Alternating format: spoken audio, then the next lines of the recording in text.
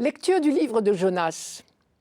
La parole du Seigneur fut adressée de nouveau à Jonas. « Lève-toi, va à Ninive, la grande ville païenne, proclame le message que je te donne sur elle. » Jonas se leva et partit pour Ninive selon la parole du Seigneur. Or, Ninive était une ville extraordinairement grande. Il fallait 3 jours pour la traverser. Jonas la parcourut une journée à peine en proclamant « Encore 40 jours et Ninive sera détruite !» Aussitôt, les gens de Ninive crurent en Dieu. Ils annoncèrent un jeûne et tous, du plus grand au plus petit, se vêtirent de toile à sac. En voyant leur réaction et comment ils se détournaient de leur conduite mauvaise, Dieu renonça au châtiment dont il les avait menacés. Le livre de Jonas est très court, il doit faire 4 pages tout au plus. Il a été écrit très tard, vers le 4e ou 3e siècle avant Jésus-Christ. Il prétend raconter une histoire qui serait arrivée à un prophète du nom de Jonas, 500 ans auparavant. Mais en réalité, c'est une fable, un conte plein d'humour, mais surtout de leçons pour ses contemporains et pour nous. Encore faut-il savoir lire entre les lignes. Je vous rappelle le conte. Il était une fois en Israël un petit prophète plein de bon sens qui s'appelait Jonas. Dieu lui dit « Il ne suffit pas que tu cherches à convertir mon peuple dans ton pays minuscule. Je t'envoie en mission à Ninive. » Sur les cartes aujourd'hui, les ruines de Ninive sont tout près de Mossoul, au nord de l'Irak actuel. Jonas aurait bien voulu obéir à Dieu, mais le bon sens à parler est plus fort que Dieu lui-même. Car Ninive, à l'époque, au 8e siècle, c'était l'ennemi juré déjà, la capitale de l'empire le plus dangereux pour Israël, une grande ville très puissante et assoiffée de conquêtes. Un empire païen, bien sûr, et chez qui un petit prédicateur juif ne pouvait que risquer inutilement sa vie. Quand on voit comme il est dur déjà d'essayer de convertir Israël, non, vraiment, c'est trop demandé, mission impossible. Courir des risques, se fatiguer pour son propre peuple, passe encore. Mais pour ces païens. Et puis Ninive était une très grande ville. Il fallait 3 jours pour la traverser sans s'arrêter. Que serait-ce s'il fallait s'arrêter pour prêcher à chaque coin de rue? Jonas fait donc la sourde oreille et embarque sur la Méditerranée à Jaffa, près de l'actuelle Tel Aviv, sur un bateau à destination de Tarsis, autant dire l'autre bout du monde, vers l'ouest, c'est-à-dire le plus loin possible de Ninive, qui, elle, est plein est, au bord du Tigre. Voilà Jonas tranquille, mais pas pour longtemps. Pendant qu'il dort à fond de cale dans le bateau, la tempête se lève. Et, comme il est un homme de son époque, il ne peut pas s'empêcher de penser que sa désobéissance y est pour quelque chose. Et comme il est un honnête homme quand même, il avoue à ses compagnons qu'il a mécontenté le ciel. Bien sûr, les matelots n'ont plus qu'une idée en tête, se débarrasser de Jonas pour apaiser les éléments et prier ce Dieu inconnu que Jonas a mis en colère. On jette le prophète à la mer. Mais Dieu n'abandonne pas Jonas et dépêche un gros poisson qui l'avale pour le mettre à l'abri. Bien au chaud, dans le ventre du poisson, Jonas prie. Et bien sûr, cela le convertit. Si bien que quand le poisson le recrache sur la terre ferme, 3 jours plus tard, Dieu n'a plus qu'un mot à dire et Jonas part pour Ninive, cette fois sans discuter. Et le miracle se produit. La ville était immense, je vous l'ai déjà dit, il fallait au moins 3 jours pour la parcourir. Eh bien, en moins d'1 journée, du plus petit jusqu'au plus grand, tous les Ninivites sont convertis. Même les animaux font pénitence. Seulement voilà, il n'en restait plus qu'un à convertir. Et c'est tout le sel de ce petit livre. C'était Jonas lui-même. Jonas n'était pas du tout content. À son idée, la justice aurait voulu que Dieu exerce sa colère contre ces païens, ces pécheurs. Et Jonas, écœuré, va s'installer à l'écart de la ville. Mais on est en plein été, il étouffe au grand soleil. Alors Dieu, qui ne l'oublie décidément pas, fait pousser un arbuste, on dit que c'est un ricin, au-dessus de la tête de Jonas pour le protéger. Il va déjà mieux, mais pas pour longtemps. Le lendemain, Dieu s'en mêle encore, et le ricin crève. Alors là, Jonas est vraiment en colère, et Dieu l'attendait là. Il lui dit « Quelle histoire pour un arbre qui crève à peine poussé !» Mais ces Ninivites qui allaient se perdre Tu ne crois pas que cela aurait été plus grave? Ils sont mes enfants tout de même. » Ce conte, apparemment léger, est en fait plein de leçons. D'abord, et c'est la pointe du récit, Dieu aime tous les hommes et il n'attend qu'un geste d'eux pour leur pardonner. Les menaces du prophète « Encore 40 jours et Ninive sera détruite » étaient un cri d'alarme.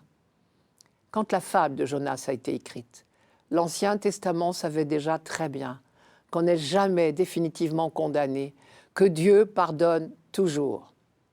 Encore faut-il que nos oreilles et nos cœurs soient ouverts à sa parole de pardon. Deuxième leçon, Dieu est le Dieu de l'univers entier. On peut le prier partout, bien au-delà des frontières d'Israël, sur un bateau et même jusque dans le ventre d'un poisson. La présence de Dieu n'est pas limitée à un lieu, un pays, un parti ou une religion. Troisième leçon, ceux que nous considérons comme des païens ou des pécheurs sont souvent plus près que nous à écouter la parole. Quatrième leçon, cette fable a été inventée après l'exil à Babylone, à une époque où les prophètes voulaient rappeler que Dieu veut sauver l'humanité tout entière et pas seulement le peuple élu. Un peu comme dans une famille, il faut faire comprendre à l'aîné qu'il n'est pas fils unique. Cinquième leçon, la petite histoire du ricin est une véritable pédagogie. Manière de faire comprendre à Jonas, tu n'es pas un bon prophète si tu n'aimes pas comme moi tous les hommes.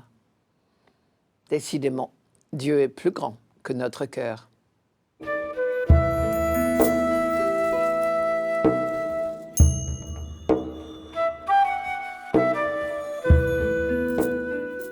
Psaume 24. Seigneur, enseigne-moi tes voies, fais-moi connaître ta route, dirige-moi par ta vérité, enseigne-moi, car tu es le Dieu qui me sauve. Rappelle-toi, Seigneur, ta tendresse, ton amour qui est de toujours. Dans ton amour, ne m'oublie pas, en raison de ta bonté, Seigneur. Il est droit, il est bon, le Seigneur, lui qui montre aux pécheurs le chemin. Sa justice dirige les humbles, il enseigne aux humbles son chemin. Les Ninivites de l'histoire de Jonas étaient des gens très coupables. La ville était tellement pervertie que Dieu avait dit « La méchanceté des habitants de Ninive est montée jusqu'à moi », ce qui était une formule habituelle dans la Bible pour ce qu'on pourrait appeler les cas graves. Et pourtant, Dieu leur avait accordé son pardon dès leur premier geste de conversion. Ce qui voulait dire on peut toujours changer de conduite, revenir de son mauvais chemin. On n'est jamais définitivement condamné. Il suffit de se retourner vers le Seigneur, de faire demi-tour. D'ailleurs, c'est le sens même du verbe « se convertir » en hébreu. Le psaume 24 est justement la prière d'un pécheur qui désire changer de chemin, se convertir, un pécheur qui sait que c'est toujours possible parce qu'il est confiant dans la miséricorde de Dieu. Je cite, « Le Seigneur montre aux pécheurs le chemin, il enseigne aux humbles son chemin. » Sous-entendu, la seule chose qui nous est demandée, ce n'est pas la vertu, mais l'humilité. Le mot « humble » ici traduit le mot hébreu « anawim », très fréquent dans la Bible. Il s'agit de ceux qu'on appelle aussi les pauvres de Dieu, ce que nous appelons les pauvres de cœur, c'est-à-dire tous ceux qui se reconnaissent démunis, pauvres, impuissants. On dit aussi les dos courbés. Ce sont ceux dont la prière se réduit à dire « Prends pitié de moi, parce que je suis un pauvre homme pécheur », comme le publicain de l'Évangile. C'est à ceux-là que Dieu enseigne son chemin. Non pas que Dieu les choisisse ou les préfère, mais les autres n'écouteraient pas les explications, puisqu'ils n'en éprouvent pas le besoin. Prière et précarité, c'est la même racine en latin. Le thème du chemin est très présent dans ce psaume 24. Ici déjà, dans les quelques versets proposés pour ce troisième dimanche, il y a déjà les mots « voie »,« route »,« chemin » et le verbe « dirige-moi ». Seigneur, enseigne-moi tes voies, fais-moi connaître ta route, dirige-moi par ta vérité, enseigne-moi, car tu es le Dieu qui me sauve. Le Seigneur montre aux pécheurs le chemin. Sa justice dirige les humbles, il enseigne aux humbles le chemin. C'est un thème typique des psaumes pénitentiels, parce que la loi de Dieu, les commandements, est considérée comme le code de la route en quelque sorte. Dieu a commencé par libérer son peuple. Puis après, seulement après, il lui a dicté la loi qui est le mode d'emploi de cette liberté pour toute la vie religieuse, familiale et sociale, de A à Z, comme on dit. On comprend dès lors pourquoi ce psaume 24 est ce qu'on appelle un psaume alphabétique. Il comprend 22 versets, dont chacun commence par une lettre de l'alphabet hébreu dans l'ordre alphabétique. Nos Bibles le signalent parfois en inscrivant la première lettre de chaque verset en marge du psaume. Ce procédé littéraire bien connu s'appelle un acrostiche. Mais ici, nous ne sommes pas en littérature. Il s'agit d'une véritable profession de foi. Le juif croyant sait que si Dieu a donné la loi à l'homme, c'est pour son bonheur. La loi est donc un véritable cadeau de Dieu. À vrai dire, d'ailleurs, le mot Torah en hébreu ne vient pas d'une racine qui signifierait prescrire, mais d'un verbe qui signifie enseigner. La loi est un maître de liberté.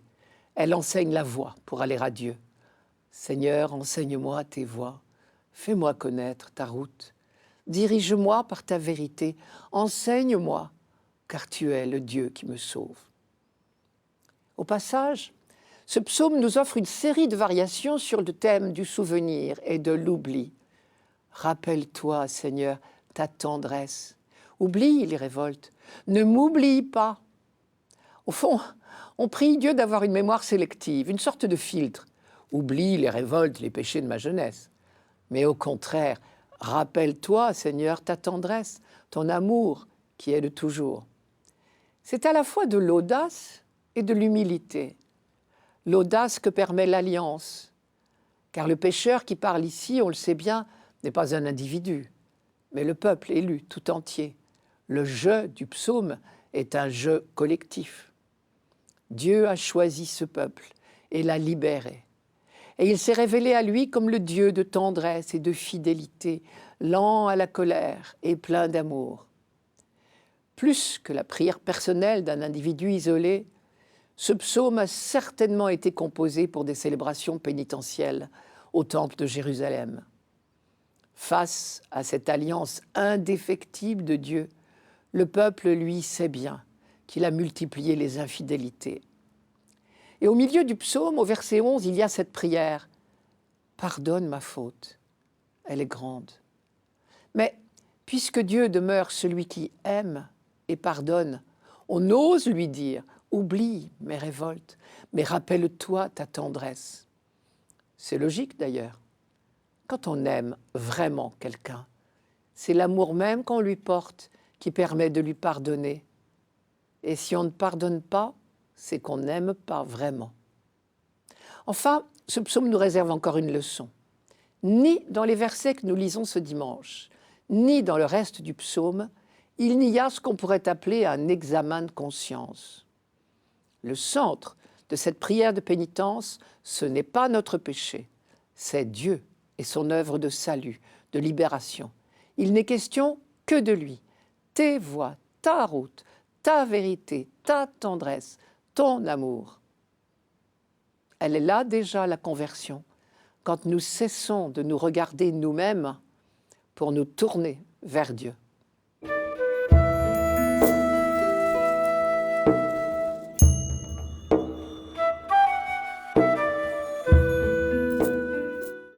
Lecture de la première lettre de saint Paul apôtre aux Corinthiens.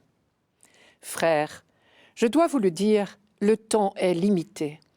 Dès lors que ceux qui ont une femme soient comme s'ils n'avaient pas de femme, ceux qui pleurent comme s'ils ne pleuraient pas, ceux qui ont de la joie comme s'ils n'en avaient pas, ceux qui font des achats comme s'ils ne possédaient rien, ceux qui profitent de ce monde comme s'ils n'en profitaient pas vraiment.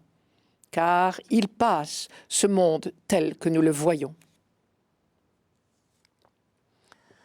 Saint Paul vient de chanter la grandeur du corps de l'homme, qui est devenu par son baptême le temple de l'Esprit Saint.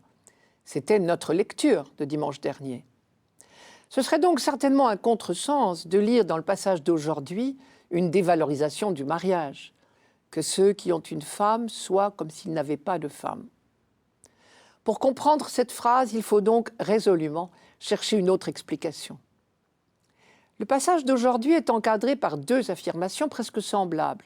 La première, le temps est limité. La seconde, qui en est la conséquence, ce monde tel que nous le voyons est en train de passer.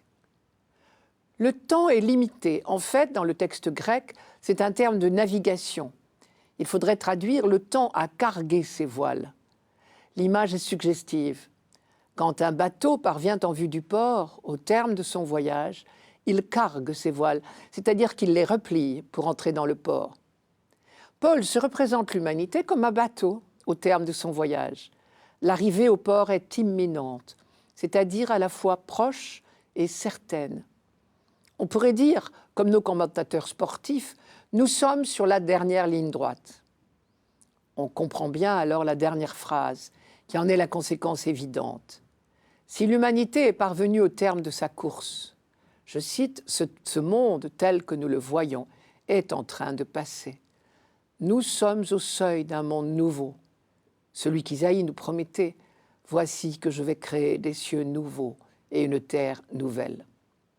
Et alors, le centre de ce passage est une invitation à lever les yeux au-dessus de notre horizon quotidien pour regarder à l'horizon de Dieu, le monde nouveau en train de naître.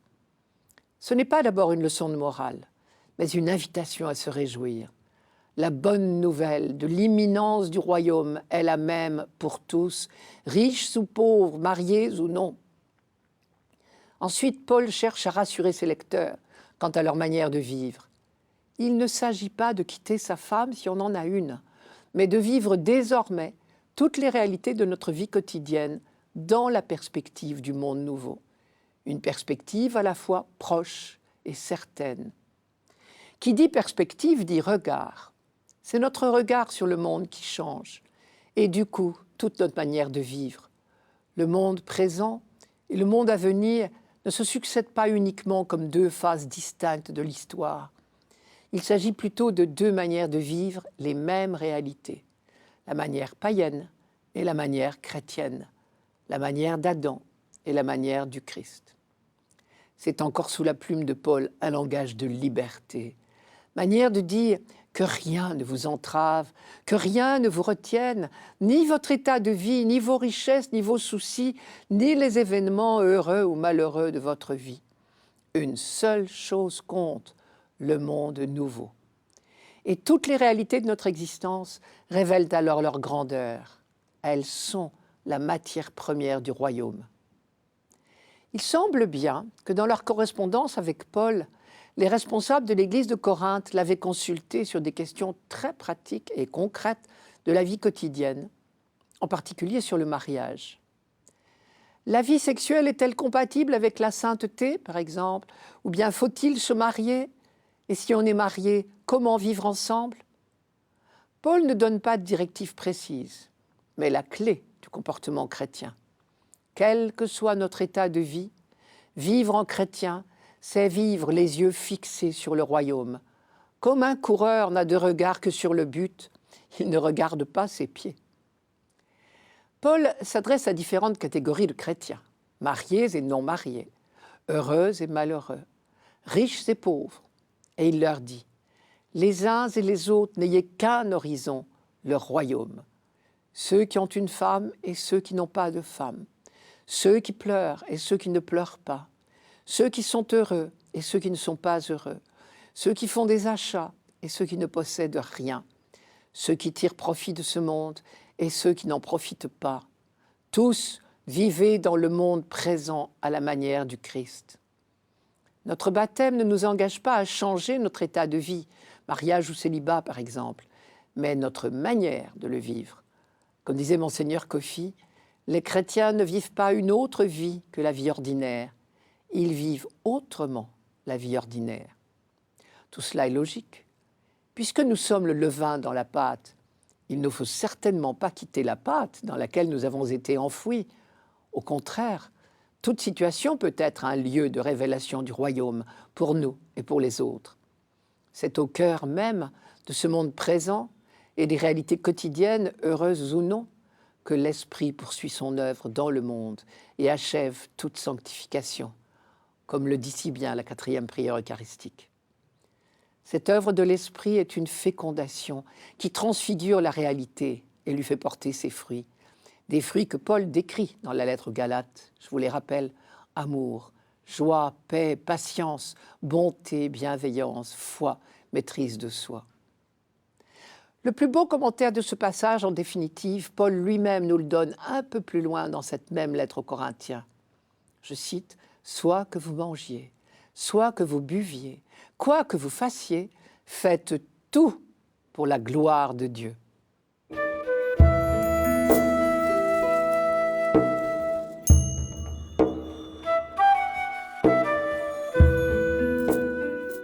Évangile de Jésus-Christ selon saint Marc. Après l'arrestation de Jean le Baptiste, Jésus partit pour la Galilée proclamer l'évangile de Dieu. Il disait « Les temps sont accomplis, le règne de Dieu est tout proche, convertissez-vous et croyez à l'évangile. » Passant le long de la mer de Galilée, Jésus vit Simon et André, le frère de Simon, en train de jeter les filets dans la mer, car c'étaient des pêcheurs.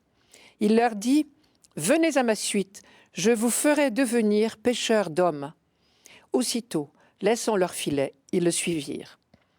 Jésus avança un peu, et il vit Jacques, fils de Zébédée, et son frère Jean, qui étaient dans la barque et réparaient les filets. Aussitôt, Jésus les appela. Alors, laissant dans la barque leur père Zébédée avec ses ouvriers, ils partirent à sa suite. L'arrestation brutale de Jean-Baptiste par la police d'Hérode vient de mettre fin à la mission du précurseur. Marc emploie ici dans le texte grec le mot « livrer », qu'il reprendra de nombreuses fois par la suite au sujet de Jésus. Par exemple, le Fils de l'homme va être livré aux mains des hommes, puis des apôtres. On vous livrera aux tribunaux et aux synagogues. Manière de nous dire déjà, le sort de Jean-Baptiste, livré, préfigure celui de Jésus, puis celui des apôtres. C'est le lot commun des prophètes. Comme les prophètes, Jean-Baptiste d'abord, Jésus ensuite proclame la conversion. Marc emploie les mêmes mots, là encore, pour l'un et pour l'autre. Proclamer, conversion. Ce n'est certainement pas un hasard. Quelques lignes plus haut, Marc disait « Jean le Baptiste parut dans le désert, proclamant un baptême de conversion. » Et ici, Jésus partit pour la Galilée, proclamer l'évangile de Dieu. Il disait « Convertissez-vous ». Le contenu de la prédication est le même. Cependant, le décor a changé. Jésus partit pour la Galilée. Après le baptême au bord du Jourdain et son passage au désert, Jésus retourne en Galilée et c'est là qu'il commence sa prédication. Sous-entendu, la bonne nouvelle du royaume de Dieu vient de Galilée, ce pays suspect dont on se demandait que peut-il sortir de bon. Et Jésus commence à proclamer « Les temps sont accomplis. Le règne de Dieu est tout proche. Convertissez-vous et croyez à la bonne nouvelle. » Les temps sont accomplis. Le peuple d'Israël a une notion de l'histoire tout à fait particulière. Pour lui, l'histoire n'est pas un perpétuel recommencement, elle a un sens, c'est-à-dire à la fois une signification et une direction. Il y a un début et une fin de l'histoire. Et c'est dans le cadre de cette histoire humaine que Dieu déploie son projet d'alliance avec l'humanité. Dire « les temps sont accomplis », c'est dire que nous touchons au but. Comme dit Paul, le temps a cargué ses voiles, comme un bateau qui arrive au port. Ce but, c'est le jour où l'Esprit sera répandu sur toute chair, selon la promesse du prophète Joël. Or justement, Jean-Baptiste a vu dans la venue de Jésus l'accomplissement de cette promesse. Je cite Jean-Baptiste, « Moi, je vous ai baptisé d'eau, mais lui vous baptisera d'Esprit Saint. » Jean-Baptiste a dit cette phrase au moment du baptême de Jésus. Voilà la bonne nouvelle. Le jour de Dieu vient. Le règne de Dieu est tout proche. Littéralement, dans le texte grec, c'est « le règne de Dieu s'est approché ». Ce qui veut dire deux choses. Premièrement, c'est le royaume qui s'approche de nous. Nous n'avons qu'à l'accueillir. Nous ne croirons jamais assez à la gratuité du don de Dieu. Deuxièmement, c'est déjà une réalité, car l'expression est au passé. Le règne de Dieu s'est approché.